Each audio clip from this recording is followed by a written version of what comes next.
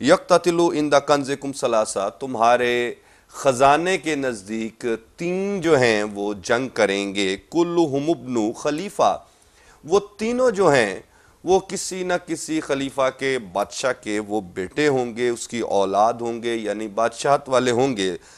तुम्मा ला यसीरु इला वाहिद मिनहुम, और फिर उसके बाद वो ख़जाना तुम्हारा उनमें से किसी एक को भी नहीं मिलेगा। सुम्मा तत्लु रायतु सूदु मिन क़िबलिल मशरिक़, फिर उसके बाद मशरिक़ से तुलू होंगे, नमूदार होंगे स्याह झंडे।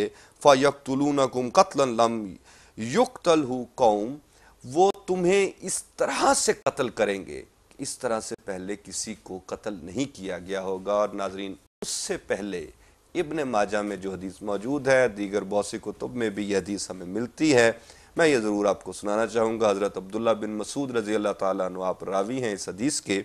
आप फरमाते हैं कि हम नबी करीम सल्लल्लाहु अलैहि वसल्लम के पास बैठे हुए थे, तो आपके पास बनु हाशिम के कुछ अफराद आए, तो उनको देखकर आका अलैहिस्सलातु वस्सलाम की आंखों में नमी आई, आपके आंसू आए, आपके चेहरे का रंग तब्दील हुआ। तो हमने अर्ज़ की, या रसूलल्लाह, आप पर कुछ ऐसी कैफियत है जो हमें बड़ी अजीब सी महसूस हो रही है, हम आप की इस कैफियत को हमें अच्छा नहीं लगता, कि हम तो आपको खुश देखना चाहते हैं। मुराद उनकी ये थी।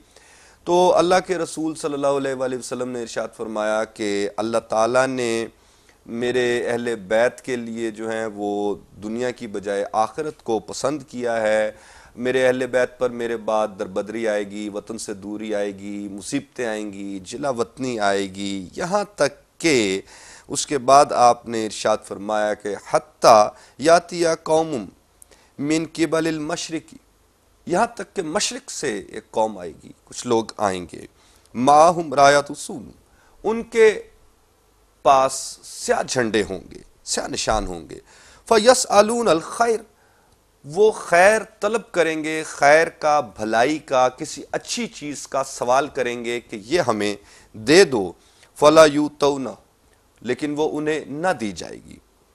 फ़युक़ातिलूना फ़युनसरूना, बस वो कताल करेंगे, फिर उनकी मदद की जाएगी। ये नहीं वजाहत कि उनकी मदद कौन करेगा, अल्लाह ताला की तरफ से मदद की जाएगी। फ़यूतौना मा सअलू, फिर उन्हें वो दिया जाएगा जो उन्होंने मांगा था, जिस चीज़ का उन्होंने सवाल किया था।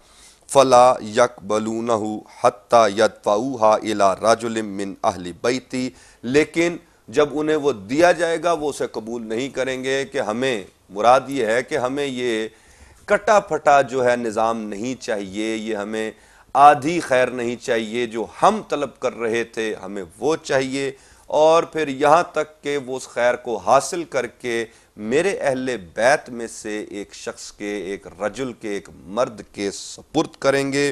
फ़यमलऊहा किस्तन कमा मलऊहा जौरा, बस वो जो शख्स है मेरे अहले बैत में से, वो ज़मीन को इंसाफ से उस तरह से भर देगा जिस तरह से कि वो इससे कबल जुल्म से भरी हुई थी।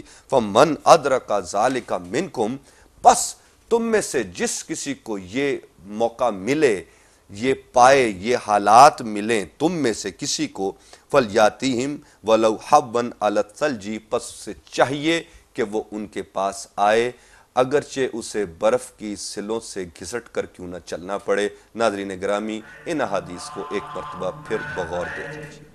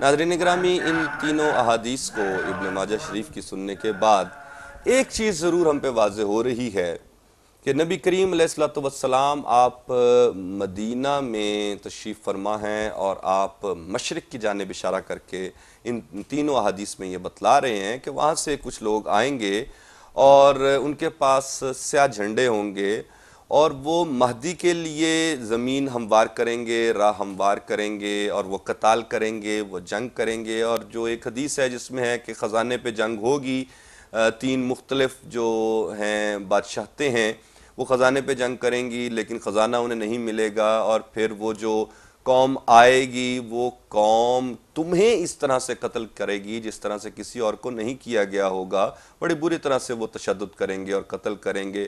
شاید ہم آج اسی زمانے میں رہ رہے ہیں، لیکن ناظرین جو میں نے آخر میں حدیث آپ کو سنائی اس میں یہ بتلایا گیا ہے کہ مشرق سے سیاہ جھنڈے والے لوگ اٹھیں گے اور وہ خیر طلب کریں گے۔ اور ناظرین دنیا میں، اس دنیا میں شریعت سے بڑی کوئی خیر موجود نہیں، ساری کی ساری خیر شریعت کے اندر موجود ہے، انسانیت بھی شریعت میں ہے، مساوات بھی شریعت میں ہے، ایک حد تک کی آزادی بھی شریعت میں ہے، انصاف بھی شریعت میں ہے، تمام قسم کی خیر کا مجموعہ وہ شریعت ہے جو اللہ تعالیٰ نے اپنے نبی محمد مصطفیٰ صلی اللہ علیہ وآلہ وسلم کے ذریعے انسانیت کی جانب بھیجی۔ وہ اس خیر کو طلب کریں گے، انہیں نہ دی جائے گی، پھر وہ جنگ کریں گے۔